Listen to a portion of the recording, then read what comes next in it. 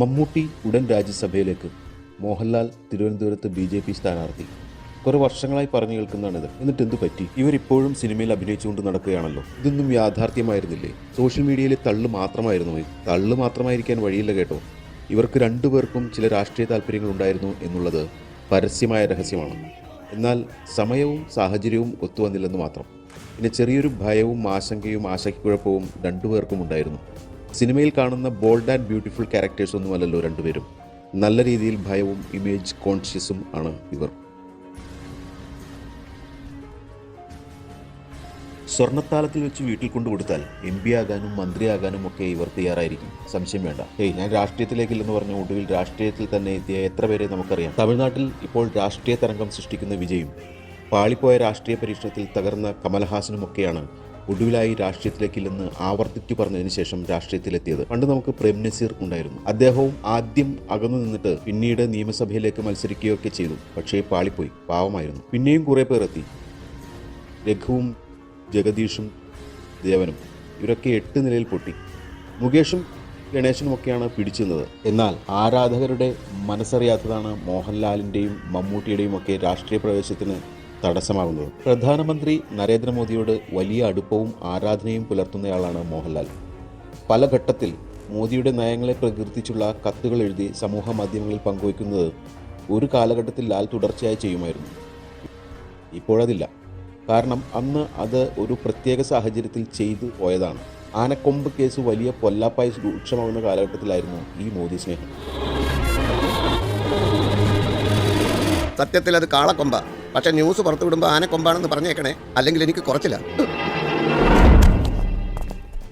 BJP നേതാക്കൾ മോഹൻലാലുമായി തുടർച്ചയായി ബന്ധപ്പെടുകയും തിരുവനന്തപുരത്ത് സ്ഥാനാർത്ഥിയാകാൻ സമ്മർദ്ദം ചെലുത്തുകയും ചെയ്തിരുന്നു. പല ഘട്ടത്തിലും മോഹൻലാൽ BJPയിലേക്ക് എത്തുമെന്ന തരത്തിൽ അഭ്യൂഹങ്ങൾ പ്രചരിക്കുകയും ചെയ്തു. BJP നേതാക്കൾ പിന്നീട് അയോധ്യ ക്ഷേത്രത്തിൽ പ്രാണപ്രതിഷ്ഠാ ചടങ്ങിലേക്ക് ക്ഷണിച്ചെങ്കിലും മോഹൻലാൽ അതിൽ പങ്കെടുക്കാതെ വിദഗ്ധമായി മുങ്ങി. നിലപാടുകൾ സിനിമയിൽ മാത്രമേ ഉള്ളൂ. ആനക്കൊമ്പ് അപകടം കഴിഞ്ഞപ്പോൾ പുള്ളി മോദിയെയും BJPയും നൈസായിട്ട് ഒഴിവാക്കി. അങ്ങനെ തിരുവനന്തപുരത്ത് BJP MP ആയി ലോക്സഭയിൽ എത്താനുള്ള ആഗ്രഹവും പതുക്കെ തട്ടുംപുറത്തായി. എപ്പോൾ വേണമെങ്കിലും ഇത് പൊടി തട്ടിയെടുത്തേക്കാം, കാത്തിരിക്കൂ. മമ്മൂട്ടിയുടെ രാജ്യസഭാ മോഹം പൂണിയാതെ പോയതിനു പിന്നിലും മറ്റൊരു കഥയാണ് പുറത്തു വന്നത്. ഒരു സംവിധായകനാണ് ഇക്കാര്യം പുറത്തു പറഞ്ഞത്. മമ്മൂട്ടിയെ പിണറായി വിജയന് വലിയ ഇഷ്ടമാണല്ലോ. മമ്മൂട്ടിയെക്കുറിച്ച് ആരും മോശമായി സംസാരിക്കുന്നത് ഇഷ്ടമല്ലാത്തയാളാണ് മുഖ്യമന്ത്രി. ഒരിക്കൽ ഡൽഹിയിൽ ചാനൽ മീറ്റിംഗിൽ വെച്ച് മമ്മൂട്ടിയെക്കുറിച്ച് ആരോ സംസാരിച്ചപ്പോൾ പിണറായി ദേഷ്യത്തോടെ ഇരിയടാ എന്ന് പറഞ്ഞ് നമ്മൾ ചാനലിൽ കൂടി കണ്ടതാണല്ലോ. മമ്മൂട്ടിയുടെ ഉറ്റ സ്നേഹിതനാണ് ഈ ഇഷ്ടത്തിൻ്റെ കടക്കൽ കത്തിവെച്ചതെന്നാണ് സംവിധായകൻ പറയുന്നത്. മമ്മൂട്ടിയെ രാജ്യസഭയിലേക്ക് എത്തിക്കാൻ പിണറായി വിജയൻ ഉറപ്പിച്ചിരുന്നു. ഇതിനിടയിലാണ് ഉറ്റ സ്നേഹിതൻ്റെ ഇടപെടൽ നടന്നത്. മുഖ്യമന്ത്രിയുടെ ഓഫീസിൽ അദ്ദേഹം ഇരിക്കുമ്പോൾ അന്നത്തെ ഒരു പ്രധാന വിഷയം സംസാരിക്കാൻ അദ്ദേഹം മമ്മൂട്ടിയെ ഫോൺ ചെയ്യുന്നു. മമ്മൂട്ടി ആ വിഷയത്തിൽ പിണറായി വിജയനെതിരെ ശക്തമായി പ്രതികരിക്കുന്നു. മമ്മൂട്ടി മുഖ്യമന്ത്രിയെ കുറ്റപ്പെടുത്തി സംസാരിക്കാൻ തുടങ്ങിയപ്പോൾ തന്നെ മമ്മൂട്ടിയുടെ ഉറ്റ സ്നേഹിതൻ ഫോൺ സംഭാഷണം സ്പീക്കറിലാക്കുന്നു. മമ്മൂട്ടി ഇതൊന്നും അറിയാതെ മുഖ്യമന്ത്രിയെ നിശിതമായി വിമർശിക്കുന്നു. മമ്മൂട്ടിയുടെ വിമർശനങ്ങൾ മുഖ്യമന്ത്രി നേരിട്ട് കേൾക്കുന്നു. സംഭവം കേട്ട മുഖ്യമന്ത്രി വല്ലാതെ അസ്വസ്ഥനാകുന്നു. രാജ്യസഭാ സീറ്റിൻ്റെ കാര്യത്തിൽ തീരുമാനവുമാകുന്നു. പിന്നീട് ഈ വിവരം മമ്മൂട്ടിക്ക് ആരോ ചോർത്തി കൊടുക്കുകയും താൻ വിശ്വസിച്ച സ്നേഹിതൻ തന്നെ ചതിച്ചുവെന്ന് മനസ്സിലാക്കി മമ്മൂട്ടി ക്ലിഫ് ഹൗസിലെത്തുകയും ചെയ്തു.